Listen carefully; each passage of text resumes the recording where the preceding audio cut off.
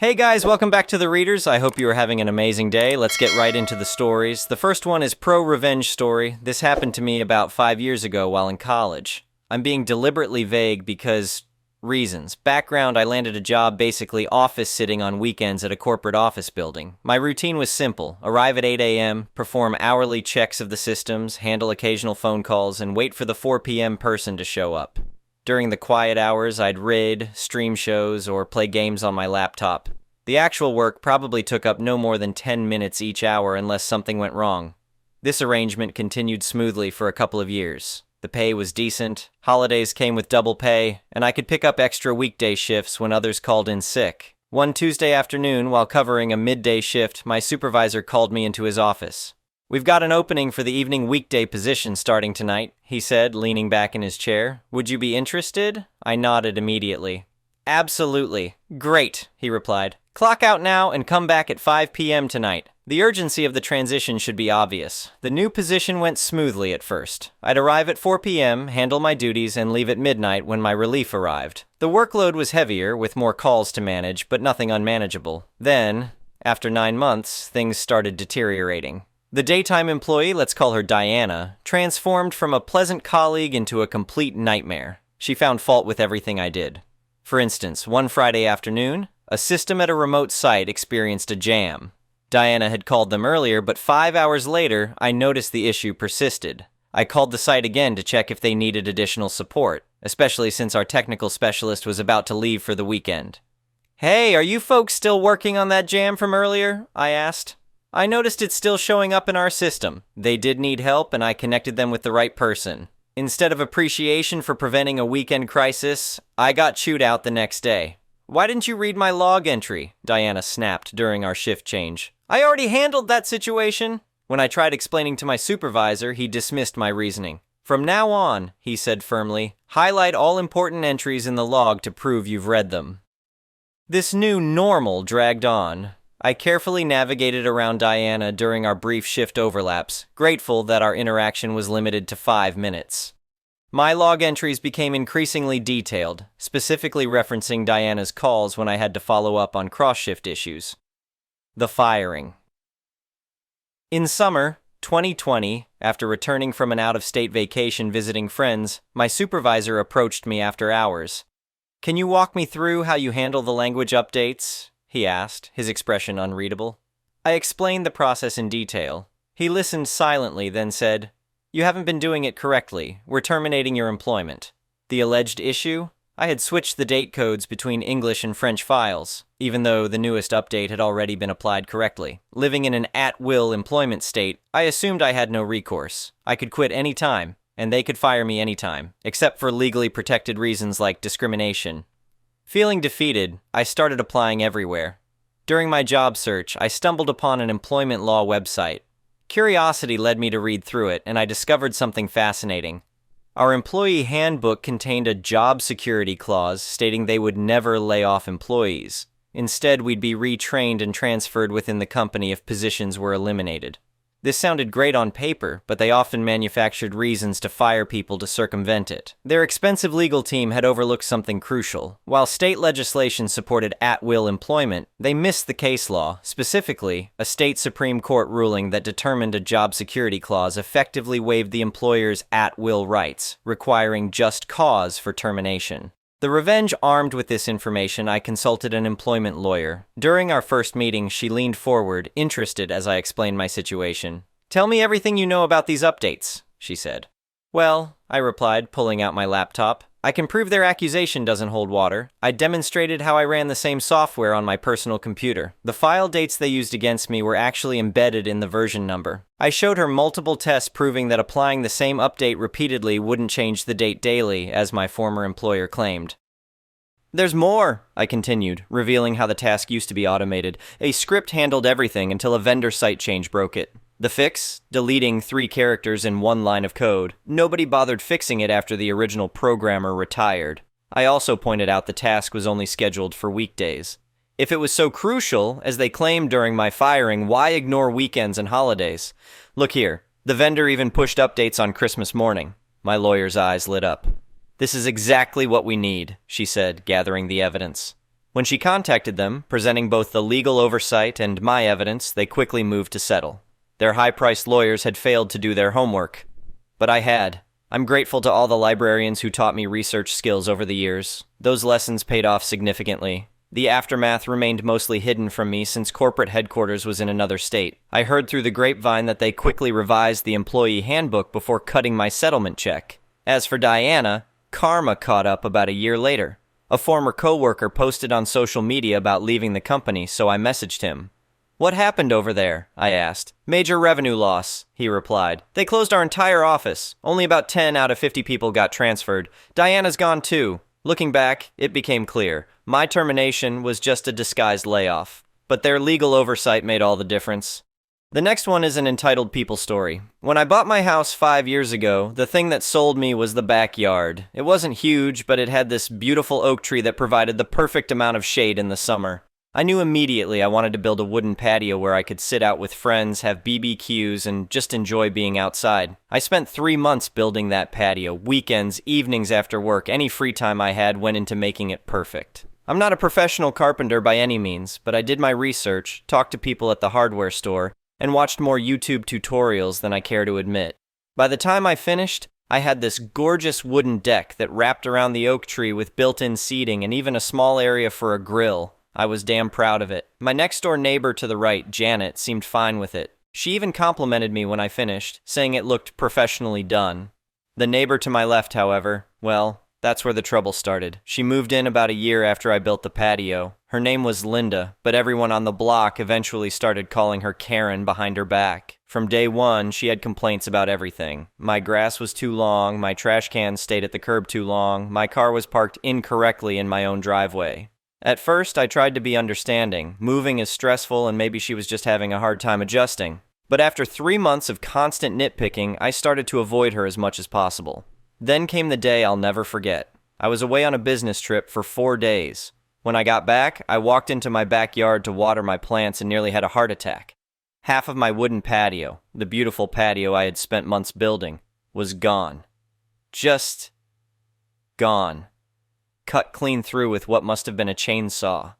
I immediately called the police, thinking someone had vandalized my property. When the officer arrived, he took one look and said, "Neighbor dispute?" Before I could answer, Karen came storming out of her house. "That's right, officer! I removed the part of his deck that was on my property," she announced proudly, as if she deserved a medal. I was speechless. The officer looked uncomfortable and explained this was a civil matter, not criminal, and suggested we check property lines and try to work it out between ourselves. After he left, I tried to talk to Karen rationally. "Why didn't you just come talk to me if you thought there was an issue?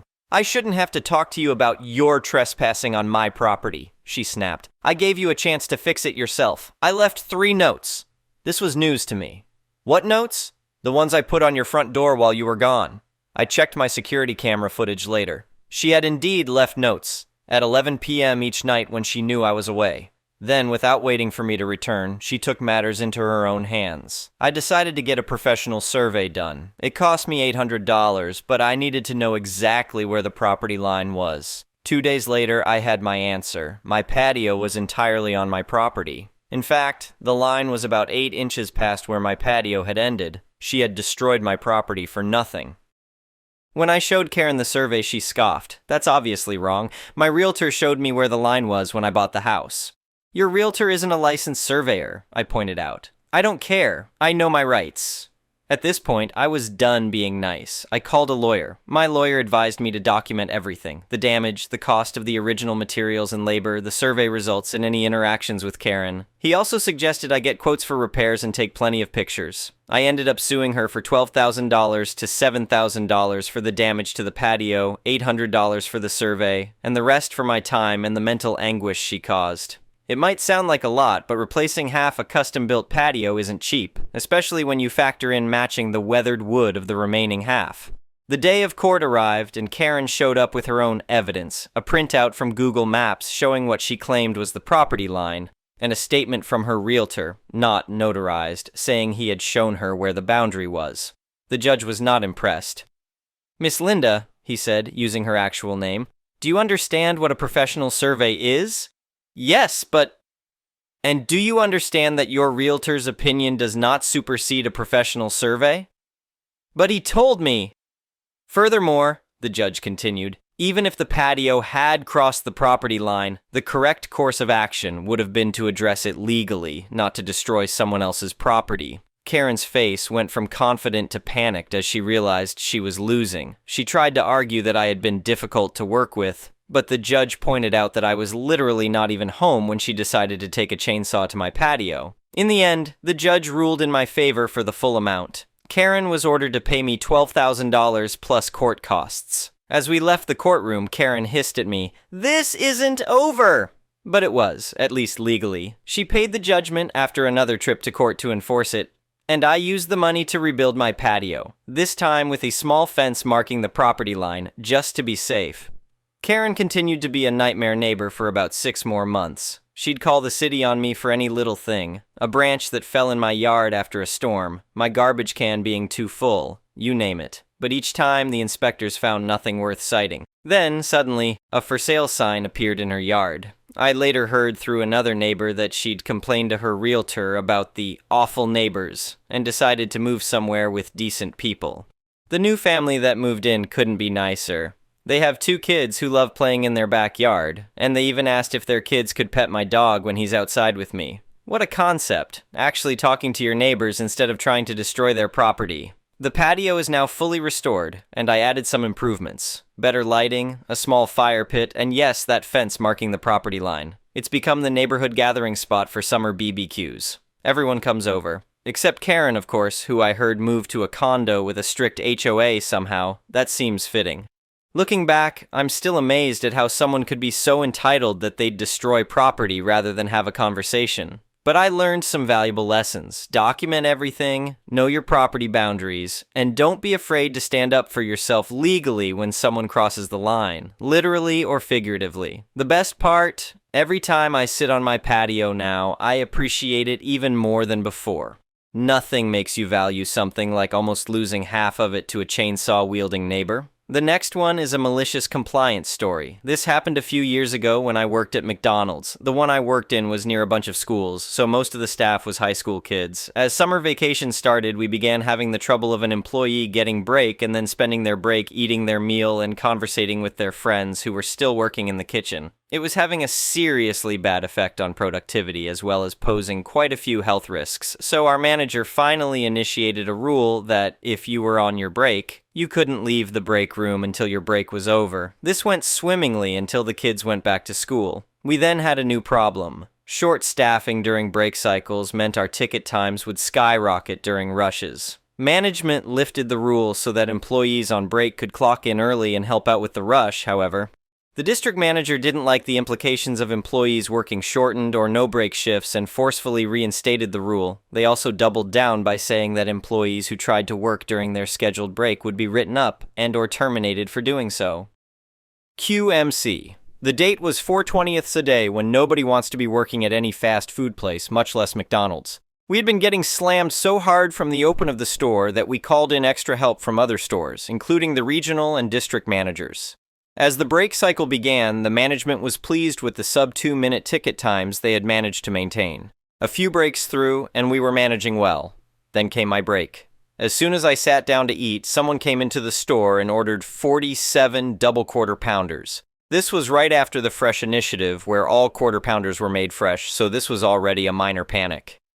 Immediately after that order, someone in the drive-thru ordered 75 20-piece nugget meal. The amount of panic in the kitchen was palpable. I was comfortably lounging in a chair, browsing my phone and enjoying my meal while the kitchen struggled to keep up with the orders. As ticket times began to soar, the management did exactly as I expected. District manager came into the break room and demanded me to end my break early and help in the kitchen. My response was very simply, "I'm sorry, but according to the rules you made, I can be written up or terminated for completing your request." I then continued browsing my phone, trying to enjoy the last 10 minutes of my break. The regional manager entered the room and said that he would personally terminate me if I didn't do the thing that I wasn't supposed to do. The other employee who was on break with me immediately rose and clocked in despite still having 10 minutes left on her break. She was written up for breaking the rule after the shift was over, so I felt good sitting in my chair and continuing to ignore them. In the aftermath, the people who made the giant orders took what was made after half an hour and left with refunds for the unmade food, nearly $150 each. Customers who were waiting for smaller orders were compensated with gift cards for their patience, yet many walked out without even getting their orders. We paid out nearly $1,500 in gift cards. Because customers were walking out on orders without collecting them, we had nearly $5,000 in food waste that night. All of the closers went home with nearly 2 bundle boxes of burgers, fries, and nuggets. Regional and district manager were moved to a different region. The rule was edited to say that you were able to clock back in early at the manager's discretion in the event of a rush. Because I was the only employee who held his ground against the regional and district managers during the rush, I was rewarded with free meals and drinks until I moved away from my hometown and couldn't eat at that McDonald's anymore. Although, when I come to visit friends, I occasionally get rung up a manager discount by the few employees who still remember me. The next one is an entitled people story. A few days ago, I posted an ADA and realized something. I may have started doxing myself by speaking of the bottle deposit in my state. I may as well come out and say it since I probably shouldn't be posting here anymore anyway. But I'm not in the part of the US I was previously telling people. I only said it was that part because I didn't want to risk people trying to figure out where I live and who I am. It's pretty much the only thing I fibbed about. But in retrospect, it's probably redundant now that I'm no longer posting about Dan, or my ex-Sil, or my parents. Dan and my nibblings are doing great BTW, and yes, Dan is still living in his own camper out of our parents' backyard since he gave his room to his son. He still wants to buy his own truck to go camping with it sometime. But supporting his family comes first before a fun vehicle, and he's still in financial recovery after what his ex-wife put him through, pissing away his savings and racking up debt. And on top of that, Dan has saving for his kids' future colleges to worry about. So a truck is not on the priority list. My parents are doing good. My mother is more emotionally stable around me now. She went through a bad phase of getting stressed at the drop of a feather and apologizing to everyone constantly. Even seeing any sort of story remotely similar to the ones I posted would send her back to therapy. But she's finally making great progress. My father isn't exactly cheerful around me. We're amicable with each other. Even drank together a few times, but we lost out on truly bonding as father and son due to the past favoritism for Dan. But he's been working his ass off to better himself, and I appreciate his hard work. My parents can't change the past, so they're just working hard to move forward. As for my ex-Sil, she's basically stopped bothering to see her 3 kids she had with Dan at all, and has even been talking about completely giving up her parental rights to them over and over again, but never seems to go through with it despite never being around. She got one hell of a cheese slap in life a year ago when she got a DUI and had to take classes and remain sober for 6 months, which drove her absolutely nuts. We all expected her to cave and start drinking again when she wasn't supposed to, but she held to it. I guess she was afraid of what would happen if she broke the court order. She got her license back, but currently has to drive with a breathalyzer in her car. She can't have an ounce of alcohol in her, or the car won't drive. She was trying to flirt with Dan off and on for a while, but he never took the bait, so she moved on to dating someone else now, who I bet she's making do everything for her. I guess in a way that's good news for us. But I pity whatever guy she roped in. None of us put baby trapping past her. We're all glad she's out of our lives. But my nibblings still lost their mother because she's an entitled, shopaholic, narcissistic cheater who got karma cheese slapped. Saying she was cheese slapped has become a running gag when talking about her since I first coined that line. My parents, Dan, and several of my friends keep saying, "Oh no, they got cheese slapped," as a joke when karma hits people they know or know of. Not sure if she knows about it or not, but we don't care. I'm pretty sure she was the one who egged my truck on Halloween a year and a half ago, but it's not happened since. Anyway, last week I had a huge bag full of cans I was going to go cash in, and some woman stole them out of the back of my truck while I was having lunch. The bottle drop wasn't far, so I headed that way and caught her lugging my bag of cans. I pulled over and confronted her. She denied the theft until I threatened to call police, and mentioned the place I ate lunch likely caught her on CCTV. She griped about money being tight, and I didn't care. She dropped the bag and cussed me out before I could call the cops. I told this story to some friends later, and only one person was upset with me. And it was the now ex-girlfriend of one of my best friends. I was really worried this incident ruined a relationship. But it turns out the breakup was a long time coming. When I argued with this woman, she yelled at me that the woman who stole the bag of cans out of the back of my truck was possibly homeless. And I went too far chasing her down and making her return the cans. She called me an a-hole who can't give people a break because I was so wronged in the past. And then she sarcastically mocked me by putting on her boyfriend's baseball cap and acting like me in the worst parody way she could do. But nobody was laughing, especially not her now ex-boyfriend. He yanked the hat off her head and told her that went too far, and she yelled that my taking some cans back from a possibly broke or homeless woman was too far and stormed out of the bar. I ended up feeling conflicted after a few more drinks at home and didn't sleep well because the stress made my insomnia act up again, so I posted on Reddit to ask if I was in the wrong and got a pretty much 90% NTA. I couldn't go into full detail in that subreddit because of character limit though. Well, because my friends know about this Reddit account, it wasn't long at all before I was getting phone calls and text messages, so I logged out and stopped answering comments. Crap was hitting the fan fast. My friend and his now ex-girlfriend had a massive argument over the phone during their lunch breaks, and they officially broke up that evening at his place. The ex-girlfriend also messaged me to call me an ass one more time, and told me I'd ruined everything. I didn't respond and just blocked the number. I never gave her my number before either. Jury is still out on how she got it. But it wouldn't have been hard. She could have copied it from my friend's phone, or asked someone else who knows. I was really upset and stressed that I was the cause of the breakup, but then my friend came over with some beer and told me that he'd only been dating that woman for 5 or 6 months, and she was constantly nagging him, trying to milk him for money to buy her things, always took alcohol from his fridge to take back to her place without asking, wanted him to pay for every meal when they ate out since the first date, and was constantly on her phone to the point of it being extremely annoying. Even on date nights, she was always on her phone. That's pretty much how their Valentine's Day went. He knew then he wanted to end things soon because he felt like he was dating an entitled teenager. He also mentioned she was being really rough with him as of late. He wouldn't elaborate on what he meant by rough, so I let it go. Either way, he used the situation to finally end the relationship. He said she screamed and cried, cussed him out, and gaslit by denying all the points he made about her. But he had none of it, and told her they were through. She packed any stuff she had in his apartment and left. He said she also tried to take some stuff that wasn't hers too. Like his MJ stash and the coffee maker. He loves coffee, and has one of those coffee makers that dispenses the coffee from those little plastic cups. She apparently argued that he got her hooked on good coffee, and he could just get another machine. That's when he started filming her and told her to get out before he involved police. He says he's not sure she wanted the coffee maker just for good coffee, or if she just wanted the machine to spite him.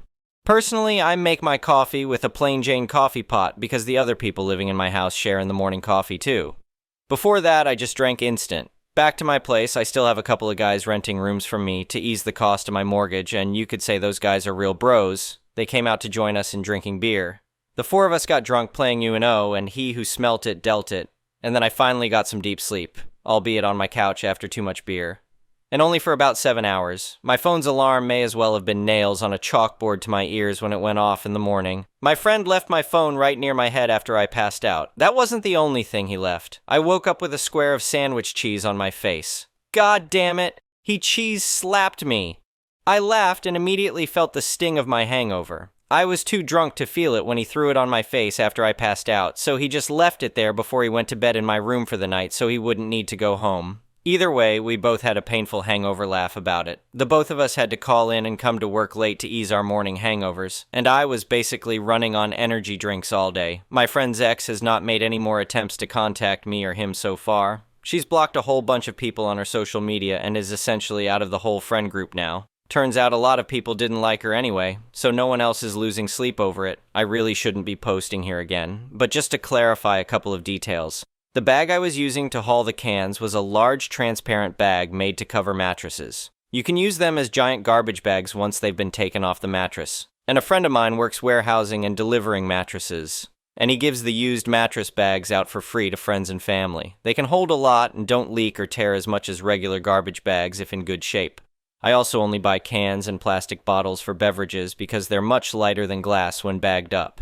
Second thing I want to clarify, I did get my friend's permission to make this post since the situation heavily involved him. He's pretty chill about it, and jokingly said I could owe him a 6-pack of talls for the whole mess. And even though he said it as a joke, yesterday I left the 6-pack at his front door with a pink bow on it before ringing the doorbell and bolting. He thought that was pretty funny. Personally, I'm gonna lay off the booze for a little while anyway, so yeah, I hope I don't get tempted to ever come back here to post anything again. Anyway, thank you for watching.